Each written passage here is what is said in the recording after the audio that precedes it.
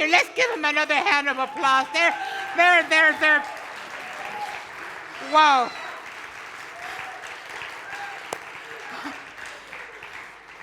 Oh, thank you.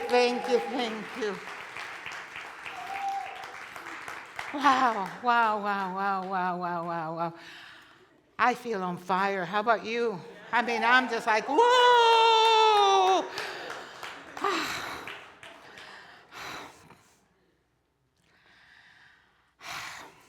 I got to take you all in. I really got to take you all in. This is such a moment for me. This is such a moment for me.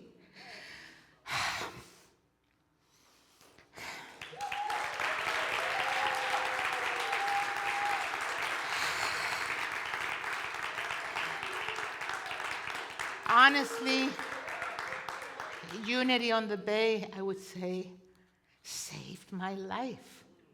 Unity on the Bay changed my life. I don't know where I would be. I don't know what I would be doing with my life if it wouldn't be for Unity on the Bay.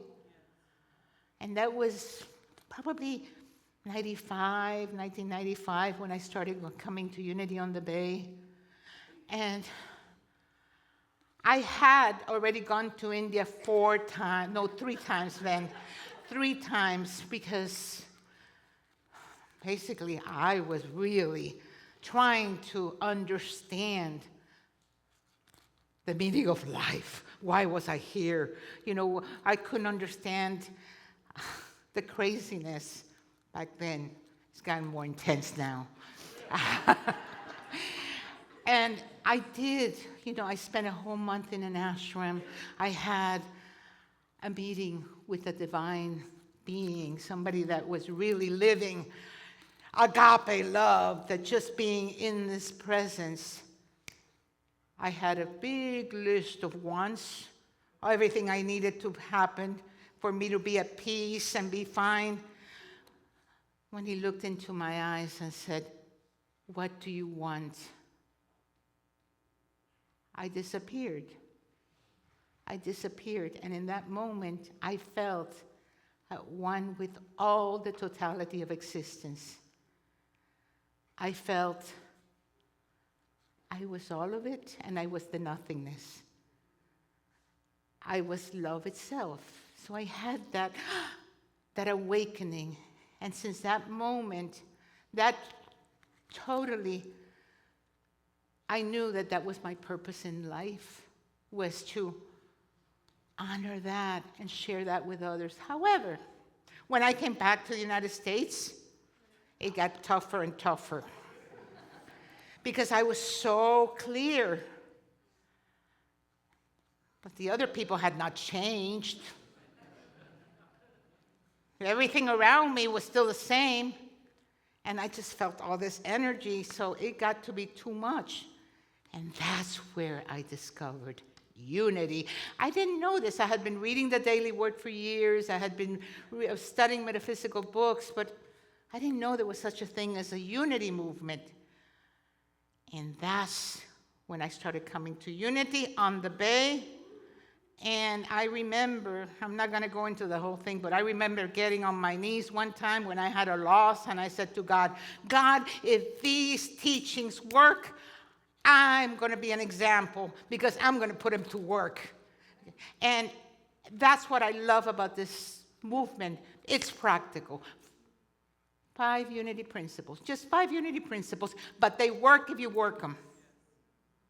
It works if you work them. And so, right now, we're here not only to know these principles, but to embody them. To embody that first principle, there's only one presence and one power in the entire universe, and that power is in each and every one of us. That means that if it's in me, it's in you, and you, and you, and you, and you. And that power is God. It is the universe. We're each unique drops of the same ocean. And we're here. In any moment we can say, "I'm just a little, insignificant little drop of water." Or we can say, "I am the totality of existence. I am the whole ocean." See, We have known this for a long time, but now it's the time to embody it. Because we have chosen to be here, incarnated in planet Earth right now, during these immense times of change, of transformation. We're going through the greatest paradigm shift ever. The shamans called it the in-between times. The Vedas spoke about the Kali Yuga. The Kali Yuga, it's a time where the shadow comes up, darkness, right? But it is the greatest time to awaken. So we're all here to awaken in our divinity. Well, what does that mean? What does it mean to you to awaken? Because let me tell you, we're meaning machines. The mind is always going to try to make it into something. And to awaken is to go beyond that surface mind. To awaken means that you are continually expanding and expanding in love while compassionately embracing your humanity. Both and.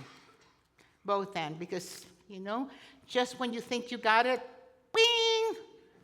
So the universe is always going to teach you how to be more humble because it's a loving universe.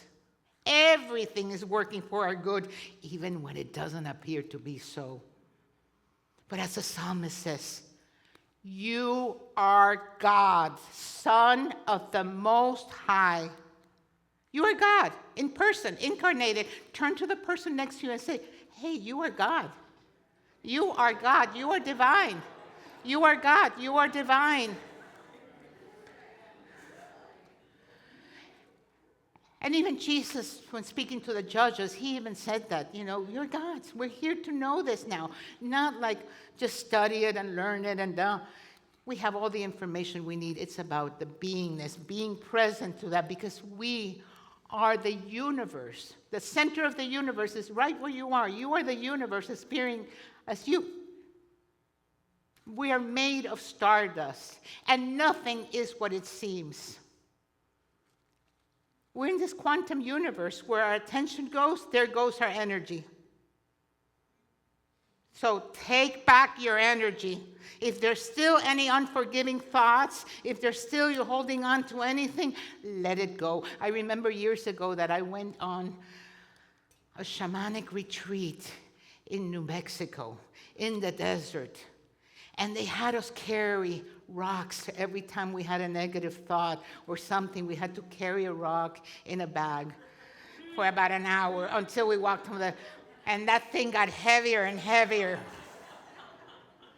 That's how it is when we're holding on to stuff. So, let it go. You are whole. You are perfect. You are beautiful. You are divine. Everything else is conditioning. And the world needs us to step up into this truth. Because, have you noticed that the world has gone a little wacko right now? So it's calling us to be more compassionate. And those people that are hurting act out. And sometimes they do crazy stuff. Now, can we see them in their divinity at the same time? That doesn't mean that we are doormats or we let people step over it. No. If we're going to be a loving presence, sometimes a no is a yes to you. Because we must begin with love and compassion for ourselves.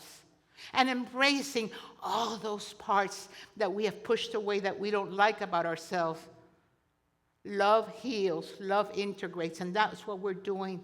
We're here to realize that we are infinity appearing in this moment. And it's up to us how we're going to show up in life. And to clear our thinking. We cannot continue with the same mindset that brought us to this moment. We have to hold a whole new mindset. We're being called to a whole new mindset. So we watch our thoughts, third unity principle, and change our thoughts. Be ye transformed by the renewal of your mind. And it's a continual surrender to love. I surrender to love. So we're humble. We're humble. Because if not, So this scientist thought that, wow, I know it all. Right now, we don't need God. So the scientist goes to God and says, you know, God, we don't need you anymore. We have figured out how to make a human being, so we don't need you anymore. And God said, oh, yeah, show me.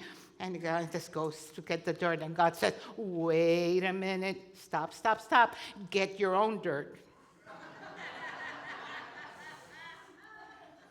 It's all God, all divine. All God, all divine. We're in this magical play of consciousness. It's all consciousness. We're in a play of consciousness. How are we going to show up? Who are we going to be? The I am is our divine self, right? But the I am gets confused with this in the world of time and space, because we're human, we're divine, and we're human. And in this humanity, there's duality: good, bad, right, wrong, blah, blah. And the mind is always comparing, judging, this, that. Be present. Stay awake. Stay present. Watch your thoughts, continually surrendering to love, surrendering, so that this presence appearing in this world of duality, we know that when we're showing up fully aligned with spirit, aligned with our divinity in here, where our self, our divine self with a capital S, is clear. It's calm. It's confident. It is courageous. It is curious. Curiosity is a gift. Being present. Almost like beginner's mind, like the Buddhists say. Beginner's mind. Be present, mindfulness, staying centered. Your power is in the present moment. Past gone, future uncertain. We use the mind and our visioning to begin to see, because we can time travel and begin to see yourself in the future, really totally focused on what it is that you're here to be, really sharing of your divine gifts. Use your mind to time travel, and then stay here. Be present. The 14th century poet Hafez said, "You are gods in drag. A divine elephant trying to live in an anthole. You are divine. You are divine. That's it. But we've fallen into this illusion. So it is time to really watch your thoughts. Watch your thought. Come back to present. And when fear arises, face it with love. And move to faith. I love, the acronym for fear. Face everything and rise up.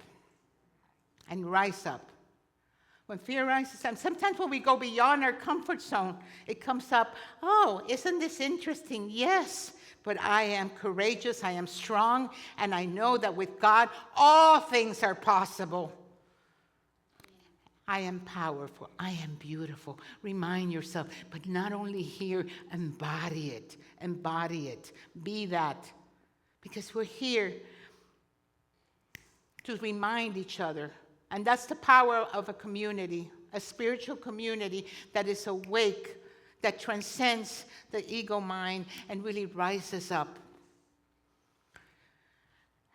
As Rumi says, your task is not to seek for love, but merely to seek and find all the barriers within yourself that you have built against it. And we have built a lot of barriers. When you think about it, somebody gave you your name, where you were born, the culture, everything. But who are you at the deepest level? Because everything is changing. Look at a picture of you when you were 5, 6 years old. Where is that person now? Everything is changing and moving. But find the unchanging in the midst of change. Because right now, during this paradigm that we are going through, it is so important to stay present, to stay grounded, to stay centered in love. And we have to rise up. Technology has gone way beyond anything we can imagine. You know, we're living with artificial intelligence right now. I love ChatGPT. I love all these things. I remember being at an Epcot Center, maybe in the 80s, and seeing this family here and there, like the other parts of the world, talking through a little screen. Hello, we have the world right now in a phone. But who are we being called to be? We have to be more than that. We have to rise up, go up the spiral in consciousness so that we can create a world that works for all of us, And that, my friends, we have to have a bigger toolbox. And that's why I believe that knowing that we're in a quantum universe, because the divine mind is the quantum, there's divine intelligence everywhere, we must wake up that quantum force within us, the magic, so we can really transform the world and make it a world for everyone, a world that works for everyone. As our beloved Myrtle Fillmore says, you are here to unfold as spiritual beings. All the rest is a means to an end. All of it. Wake up. Wake up. Wake up. The moment is now. And realize there is no separate life. In Lak'ech, the Native Americans do that. I am another you. I am another you. And when I'm forgetting that I am, we're here to remind each other, to love each other, to support each other in our awakening. So I'm hoping all of you come this afternoon so that we can really create some magic, because the time is now to roar. The time is now to stand in our power. Let us stand for a moment. Let us stand and be in your power, our power pose. I am powerful. Feel that you are powerful, because I am powerful. I am beautiful. I am a magnificent creation. Let's say together, I am powerful. I am powerful. I am beautiful. I am love. And I am willing to be everything I was meant to be. And my time is now. I love you.